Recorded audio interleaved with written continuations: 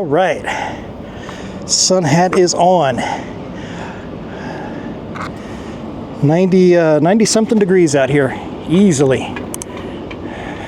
One thing that was interesting that I don't think I've seen before, I was able to bring an empty, open, or not empty, but an open bottle of water with me during security to get on the ship. I don't think I've ever seen that before. Because usually, maybe I'm thinking of airports, but usually they make you like throw it out if it's open.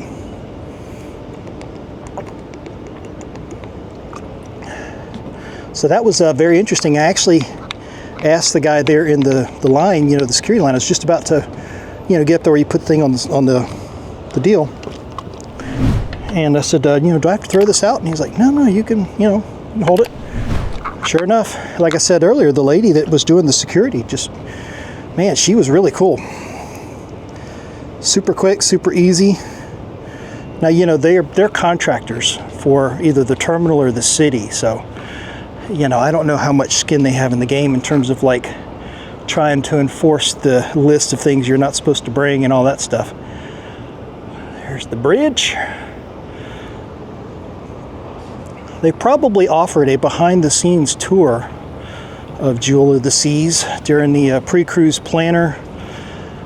Been there, done that on numerous ships. And I'm by myself, solo cruise. Maria is back home doing other stuff, couldn't come. So I'm like, you've kind of seen, the insides of the ship on several occasions in the past. And it's like, we've already been there, done that. This is kind of cool. I don't know that I've ever seen this before. Sort of the Port Everglades. I'm going to guess that that's kind of the control tower there. So they use this parking garage for Terminal 26, which is that way. And then that's the one that the Celebrity is going out of. And then they also use it for Terminal 19, which is what we're doing over here with Jewel of the Seas.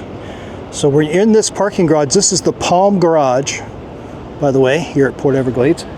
So when you're in the Palm Garage, you see signs in there that'll say Terminal 26 like this way or Terminal 19 this way.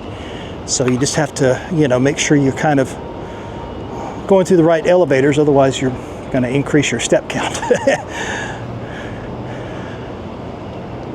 But it's August, it is hurricane season. And right as I am filming this on Jewel of the Seas, there are a couple of things out there that could be a problem for the state of Florida. But hopefully, they're going to wait until I get back to the corporate office in Orlando before they start to become a problem. See, here's the little steps where you have to come down from the helipad. And as soon as you come down, you can immediately get out of that heat. Because, man, it's a killer. So, state of Florida's got some weather advisories this week, and it is August, hurricane season. There are some questions that come up on the Royal Caribbean Cruising Group. It's not Royal Caribbean anymore, it's the cruising community, I should say. There are questions that come up from time to time about hurricanes and what happens with a hurricane. And, we're coming on board. We're on the starboard side up here. This is where everybody's coming on ship. So you see a lot of people down here. But a lot of people ask what happens about a hurricane. And the net answer to that, the short version, the TLDR is, if the ship can get into port and the port is not closed by the Coast Guard, the ship will go somewhere. Your embarkation will happen, you will go somewhere. Your itinerary might get screwed up, and locations on the itinerary might get canceled because of the cruise or changed, which we've seen that happen before. That happened to us in 2017 on the Oasis of the Seas. We were supposed to do an Eastern Caribbean, had that thing all mapped out. And then Hurricane Maria came through. It was going to be September, I think, of 17. Hurricane Maria came through and changed everything. And so about a week before the cruise, we were switched from an Eastern to a Western Caribbean cruise that would take us over to Cozumel, Costa Maya, and that might have been it. But, basically Eastern to Western. with literally a week to go, I think. It was close. It was close to the embarkation. And so when that happened, of course, everything's kind of a scramble, because then all of a sudden you're like sort of scrambling for shore excursions all of a sudden on a western where you were planning for an eastern and etc. But kind of the bottom line is still the same. You go somewhere. So as long as the port is not closed, the ship will go somewhere. I think I've seen or read or heard over the years of like a cruise to, you ever heard the term cruise to nowhere?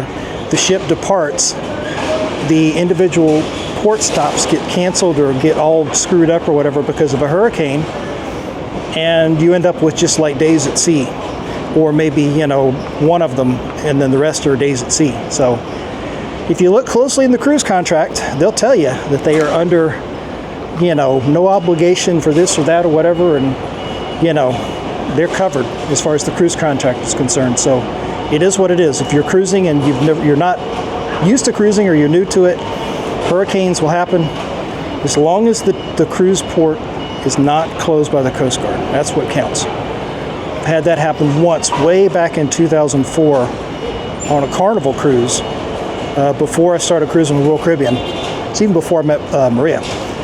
And sure enough, hurricane coming across the state of Florida, got into the Gulf. We were cruising out of Tampa, and the Coast Guard closed the port of Tampa while we were like rushing to get back in there, and because the hurricane closed the port, so we were stuck out in the Gulf of Mexico for several extra days doing donuts just around the Gulf, waiting for the port to open.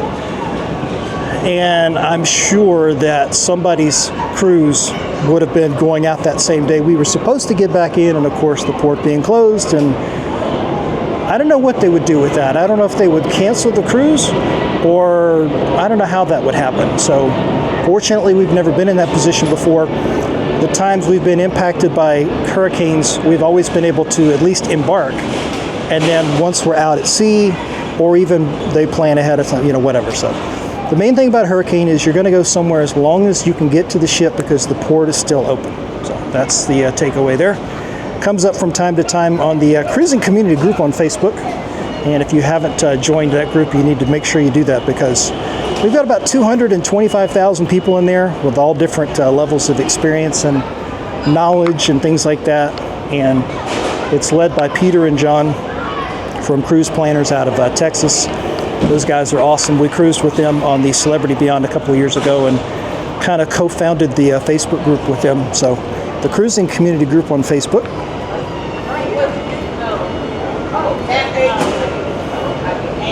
So everybody's coming on board now and trying to find their embarkation, or no, I'm sorry, their muster station. Do the old muster drill. So we are starboard side. As you can see, the gangways coming off the cruise terminal. You can see what I was talking about earlier. It's just a very nice kind of controlled situation, not crazy. You know, it's not super crowded over here at the, you know, at the where you drop off the luggage. It's just a nice flowing operation. Plenty of room in the parking garage. You've got your Ubers and your taxis dropping people off. And again, we're at Terminal 19, I think, here. So nice, good switch. I could have sworn that my check-in and everything said we were on Terminal 18. And I actually drove over there because I drove down from Orlando. I drove over to 18, and the terminal was like dead. I'm like, what is going on here? And then I could see the Jewel of the Seas, and so I figured it was 19 instead.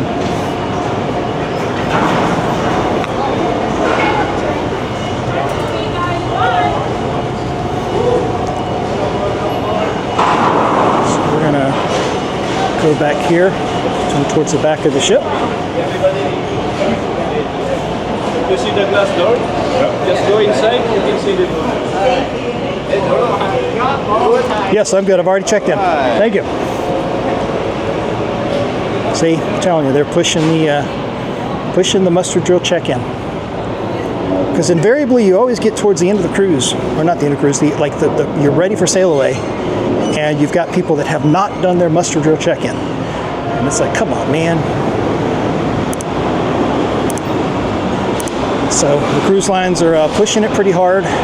we were on Carnival in 2022, and they kept, they had to really push it hard as we were getting close to leaving, and saying, oh, we can't, we still got blah blah blah number that haven't checked in, and blah blah, it's a constant problem. One thing that was interesting at the muster drill check-in, he did not make me do the video on the phone app.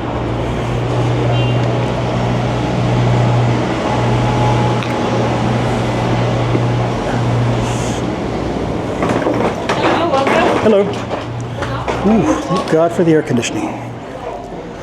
It is 11:45, so I guess we'll go up and check out the craziness that is the Windjammer. Everybody else is heading that way.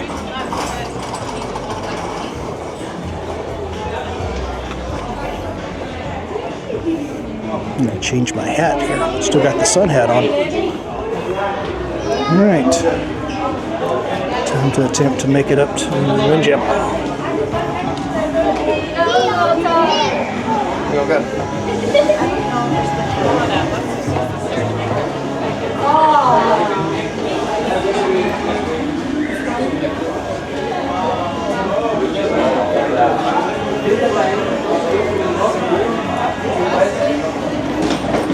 Deck 11 for the Windjammer. The Windjammer, as Matt from Royal Caribbean Blog likes to call it. So we get a look. The Stateroom, they might do a little egg drop like we saw on Serenade. So our stateroom is deck 8, which would have been right down there. Deck 11. Now into the craziness. Going. Why did you do that? You pissed me off. Stop walking without listening. So one thing to notice here, they don't have hand washing stations. So when this ship was being designed, built back in 2004, hand washing stations were not a thing.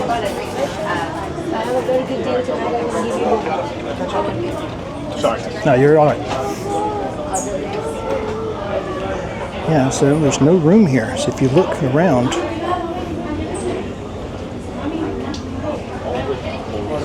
there's no physical space for them to do hand washing stations.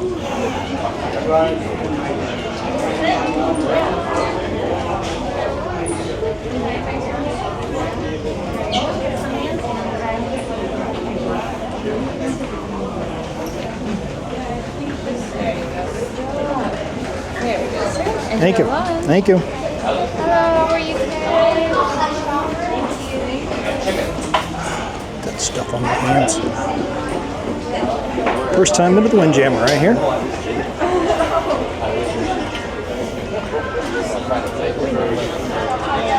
This is the big one. The packed Windjammer.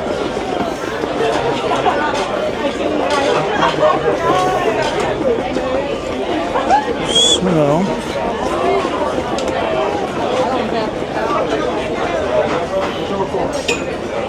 seating is always a problem in here.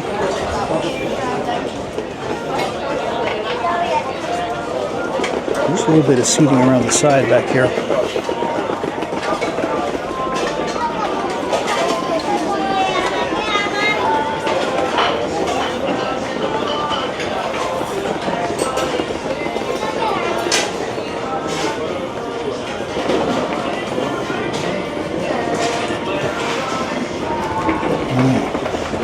See out here, yeah, you're back out into the sun. So this is the back patio of the Windjammer. This is where we'll be doing some live streams.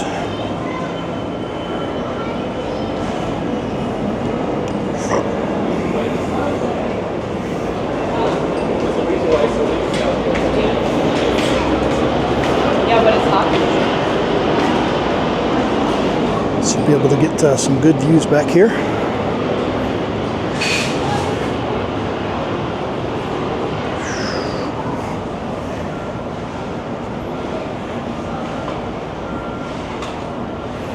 All right.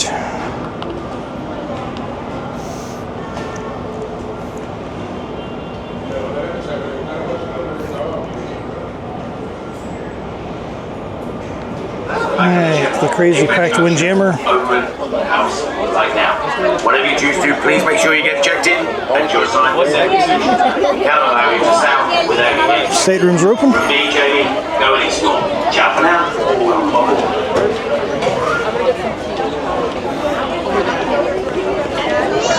Time to drop this bag off.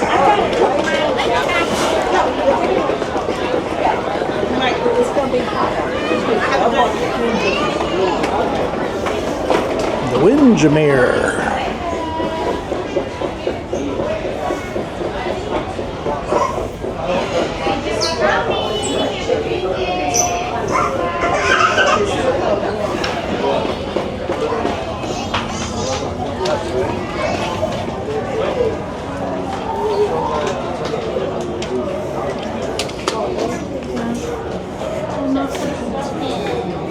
Much faster to take the stairs.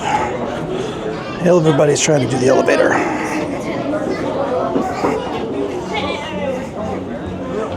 Deck 10.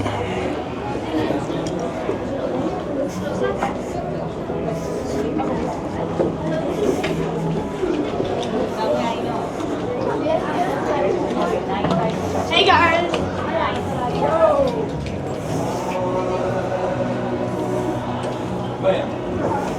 The decor is interesting.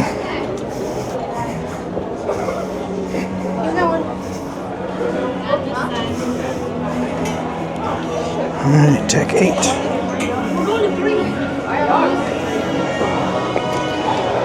Ooh.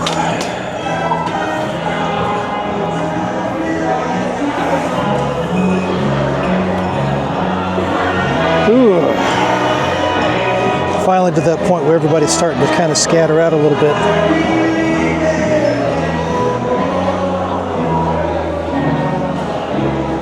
So now we got to find the stateroom. 8641. Ooh, we're actually, 8641, we're this way.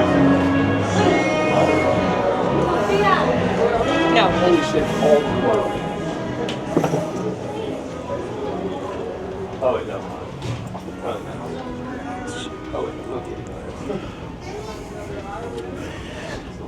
I didn't even really book this with anything in mind in terms of where the stateroom is located. I mostly just did it to try to keep the cost down. So it's an interior stateroom, 8641.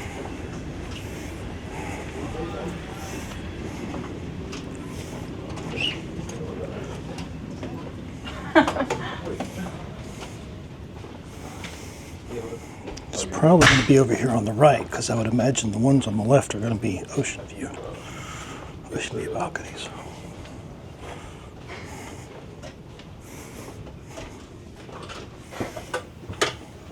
Oh shit!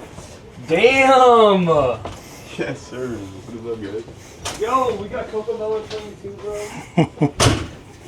8641. That's me.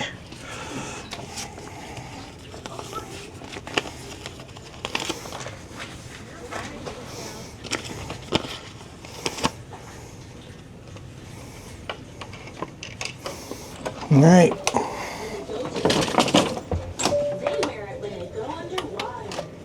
The lights off. Interesting. All right. 8641. Interior stateroom. Oh, here's my bottle of water. If you're with your family and you hear the Ooh. Let's get that off. So, single person. This is technically a stateroom for 2 people, but when you're cruising solo as I am, then, you know, this is about as close as you're going to get to a 1-person studio stateroom. Let's come over here and turn that air conditioning all the way down. Let's bury that sucker. All right. Stateroom tour. 8641. I am standing at the door here. So immediately to my right. Ooh, look at the closet space. Nice.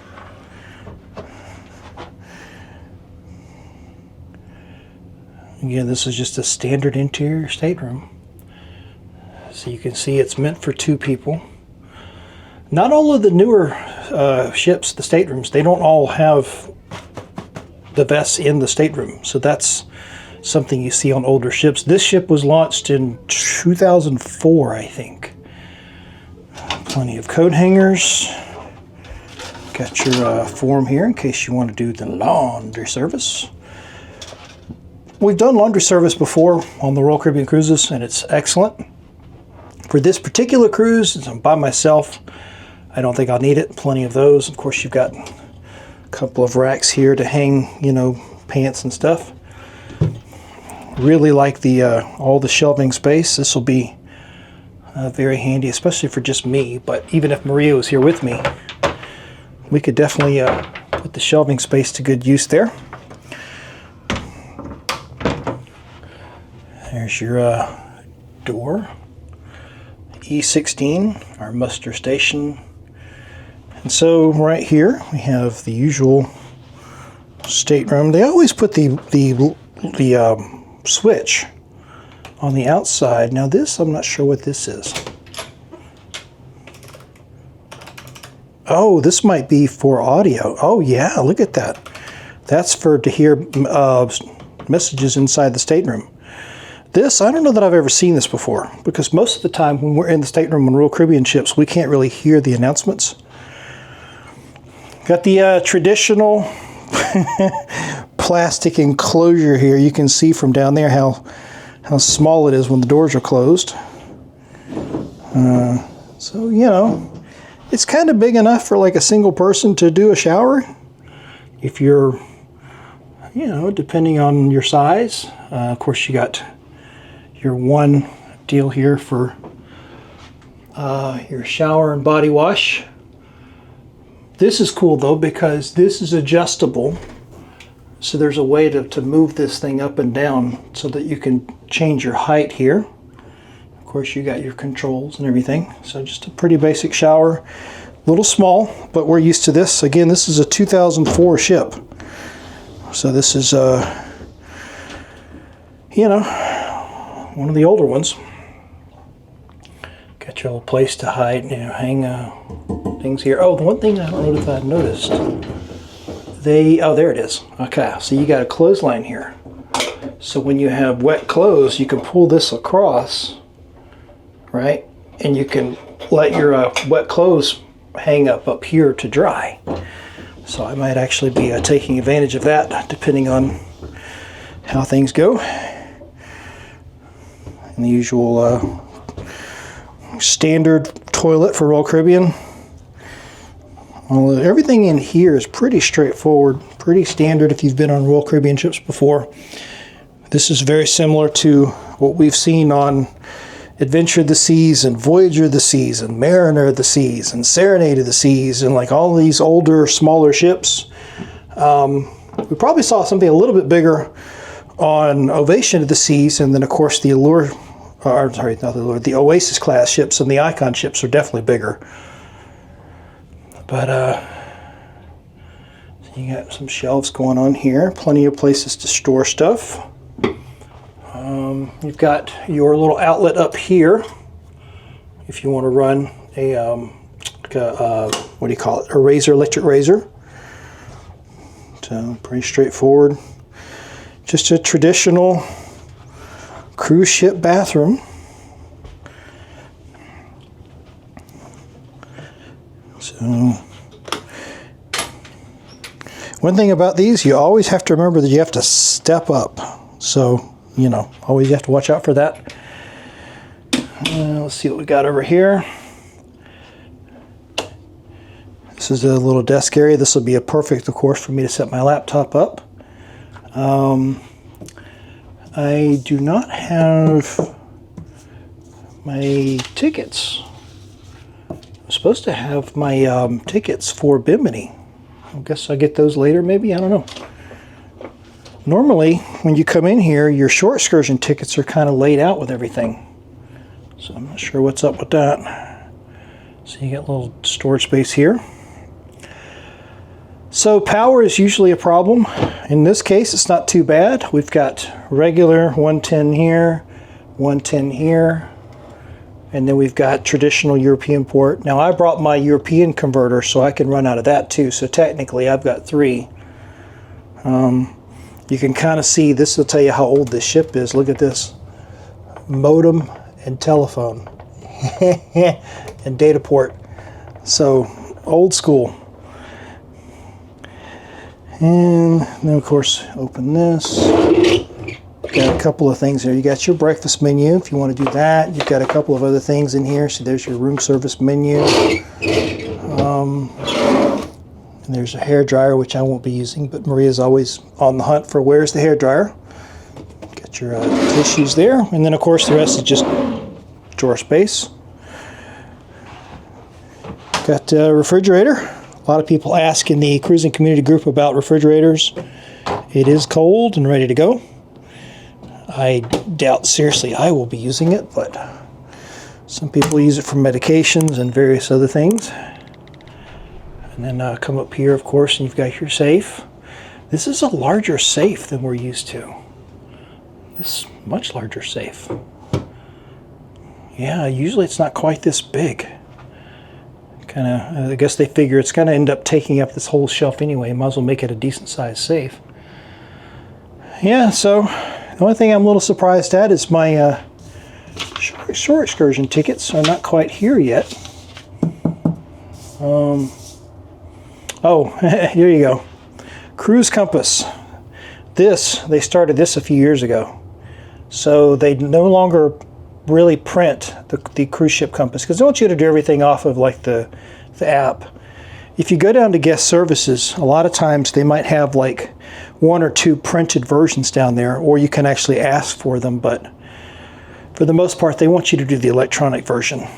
So they've been doing that for years. Dream setup. What do we have here? Oh, this is new. I don't think I've seen this before, where you can buy the bedding. I think other cruise lines have done that in the past, and this might be the first time I've seen Royal Caribbean doing it. And then, of course, housekeeping. A lot of times, the stateroom attendant will end up kind of giving you like his business card. So I'm sure that will happen later on. As you can see, a nice little queen size bed here. And then we look back across the stateroom here. And that's pretty much it. Just a standard interior stateroom.